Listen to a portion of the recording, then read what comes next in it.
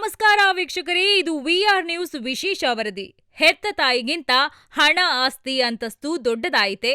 ಹೌದು ವೀಕ್ಷಕರೇ, ಹೆತ್ತ ತಾಯಿಯನ್ನು ಕಣ್ಣಿನ ಮಣಿಯಂತೆ ಸಾಕಿ ಸಲಹಬೇಕಾದ ಮಗ ಸೊಸೆ ಮತ್ತು ಮೊಮ್ಮಗಳೇ ಸೇರಿ ವೃದ್ಧೆ ತಾಯಿಗೆ ನರಕಯಾತನೆ ನೀಡಿರುವ ಕರುಳು ಹಿಂಡುವ ಘಟನೆಯೊಂದು ಮಂಡ್ಯ ಜಿಲ್ಲೆಯಲ್ಲಿ ತಡವಾಗಿ ಬೆಳಕಿಗೆ ಬಂದಿದೆ. ನ್ಯಾಯಕ್ಕಾಗಿ ಪೊಲೀಸ್ ಠಾಣೆ ಮೆಟ್ಟಿಲೇರಿದರೂ ನ್ಯಾಯ ಸಿಗದೆ ಈಗ ವೃದ್ಧೆ ಮಾಧ್ಯಮಗಳ ಮುಂದೆ ಕಣ್ಣೀರಿಟ್ಟಿದ್ದಾರೆ. ಈ ಕುರಿತು ನಮ್ಮ ಪ್ರತಿನಿಧಿಯವರಿಂದ ಒಂದು ವಿಶೇಷ ವರದಿ. ಮಂಡ್ಯ ಜಿಲ್ಲೆ ನಾಗಮಂಗಲ ತಾಲೂಕಿನ ಬೆಂಡಿಗನವಿಲೆ ಹೋಬಳಿ ಹೊನ್ನಾವರ ಗ್ರಾಮ ಪಂಚಾಯಿತಿ ವ್ಯಾಪ್ತಿಯ ಕ್ಯಾತನಹಳ್ಳಿ ಗ್ರಾಮ ನಿವಾಸಿ ದಿವಂಗತ ಬೋರೇಗೌಡರ ಧರ್ಮಪತ್ನಿ ಸಿಂಗಮ್ಮ, ವಯೋವೃದ್ಧೆಯಾಗಿರುವ ಈ ತಾಯಿಗೆ ಸ್ವಂತ ಮಗ ಪ್ರಕಾಶ್, ಸೊಸೆ ರತ್ನಮ್ಮ, ಮೊಮ್ಮಗಳು ಹರ್ಷಿತಾ ವರ್ಸಸ್ ರೇಖಾ ಇವರುಗಳು ಸೇರಿ ನಿರಂತರವಾಗಿ ದ್ರೋಹ ಎಸಗುತ್ತಾ ಬಂದಿದ್ದಾರೆ. ವಯಸ್ಸಾದ ವೃದ್ಧೆ ಎಂದು ಯೋಚಿಸದೆ ಪ್ರತಿನಿತ್ಯ ಸುಮ್ಮನೆ ಯಾವುದೇ ಕಾರಣವಿಲ್ಲದೆ ಅವಾಚ್ಯ ಶಬ್ದಗಳಿಂದ ನಿಂದಿಸುತ್ತಾ ದೈಹಿಕ ಹಾಗೂ ಮಾನಸಿಕ ಕಿರುಕುಳ ನೀಡುತ್ತಿದ್ದಾರೆ. ಮಗಳು ಸುನಂದಮ್ಮ ಹೆತ್ತ ತಾಯಿಗೆ ಆಗುತ್ತಿರುವ ಈ ಅನ್ಯಾಯವನ್ನು ಸಹಿಸದ ಮಗಳು ಸುನಂದಮ್ಮ ತಾಯಿಯನ್ನು ನೋಡಿಕೊಳ್ಳಲು ಮತ್ತು ರಕ್ಷಣೆ ಮಾಡಲು ಮುಂದಾಗಿದ್ದಾರೆ. ಆದರೆ ಈ ಕ್ರೂರಿಗಳು ತಾಯಿಯೊಂದಿಗೆ ಮಗಳ ಮೇಲೂ ಪ್ರತಿದಿನ ಹಲ್ಲೆ ನಡೆಸುತ್ತಾ ಬಂದಿದ್ದಾರೆ. ಈ ದೌರ್ಜನ್ಯದ ವಿರುದ್ಧ ನೊಂದ ತಾಯಿ ಮತ್ತು ಮಗಳು ಬೆಂಡಿಗನವಿಲೆ ಪೊಲೀಸ್ ಠಾಣೆಯ ಮೆಟ್ಟಿಲೇರಿದರೂ ಸಹ ಯಾವುದೋ ಕಾರಣಕ್ಕೆ ನ್ಯಾಯ ಸಿಕ್ಕಿಲ್ಲ ಎಂದು ವೃದ್ಧೆ ಸಿಂಗಮ್ಮ ತನ್ನ ಅಳಲನ್ನು ಮಾಧ್ಯಮದವರೊಂದಿಗೆ ತೋಡಿಕೊಂಡಿದ್ದಾರೆ.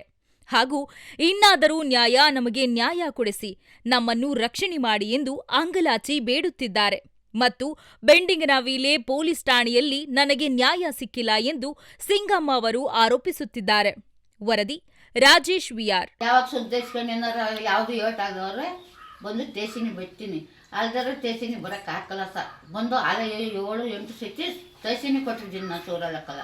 ಇವರು ನನಗೆ ನ್ಯಾಯ ಕೊಟ್ಟು ಕೊಡ್ತಾ ಇಲ್ಲ ಇವರು.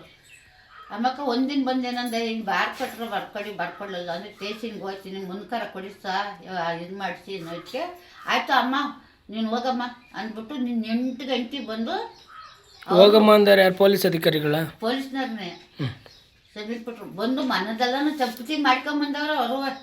ನೀನು ಪೊಲೀಸ್ ಸ್ಟೇಷನ್ಗೆ ಹೋದ್ರೆ ಬಿಡ್ಸ್ಕೊಂಬರೋರು ಯಾರಿದ್ದಾರೆ? ನಾನು ಯಾರು ಬಿಡ್ಸ್ಕೊಂಬರೋರು ಯಾರು ಇಲ್ಲ. ಇವರಿದ್ದರೆ ಇವ್ರನ್ನ ಈಗ ಕೊನೆ ಸತಿ ಅದನ್ನ ಹೇಳ್ತೀನಿ, ಯಾರು ಬಿಡ್ಸ್ಕೊಂಬರಕ್ಕಲ್ಲ ಆದಾಗ ಹೋಗ್ಬೋದು, ಆದಾಗ ಬಂದ್ಬಿಡ್ಬೋದು. ಊರೊಳಗೆ ಬಂದ ಇಲ್ಲಿ ಬಸ್ ಸ್ಟ್ಯಾಂಡಿಂದ ಇಷ್ಟು ದೂರ ಬರಬೇಕು. ಈಗ ಎಲ್ಲ ಈ ಕೇಸ್ ಕೊಟ್ಟಿದ್ದೀನಲ್ಲ ಎಲ್ಲಕ್ಕೂ ಕೊಡ್ತೀನಿ. ನನಗೆ ತಡ್ಕೊಳಕ್ಕೆ ಆಯ್ತಾ ಇಲ್ಲ, ಅದ್ರ ಪ್ರಾಣ ಕಳ್ಕೋಬೇಕು, ಅಲ್ದವ್ರು ಇದು ಮಾಡ್ಬೇಕು. ಒಟ್ನಾಗಿ ಈ ನ್ಯಾಯ ಬಗೆಹರಿದ್ರೆ ಸಾಕು ನಿಮಗೆ. ನನಗೆ ನ್ಯಾಯ ಬಗೆಹರಿಸ್ಬೇಕು. ನಾನು ಅಜ್ಪಾಲ್ ಮಡಿಕೊಂಡಿದ್ರೆ ಅದಕ್ಕೂ ಕಿರ್ಕುಲಿ ಸರ್. ಅಜ್ಪಾಲ್ ಮಡಿಕೊಂಡ್ರದಕ್ಕೆ ಕಿರ್ಕುಲಿ, ಅದ್ರೊಳಗೆ ಕಾಯಿ ಹಿಡ್ಕೊಂಡು ಜೀವನ ಮಾಡೋಕ್ಕೂ ಕಿರ್ಕುಲಿ. ಯಾರಿಗೆ ಕೊಟ್ಟಿದ್ದಿ, ಏನು ಮಾಡಿದ್ದಿ, ನೀನು ಯಾವ ಊರು ಹೋಗು ನೀನು ಅಂತ ಕೂತವ್ರೆ.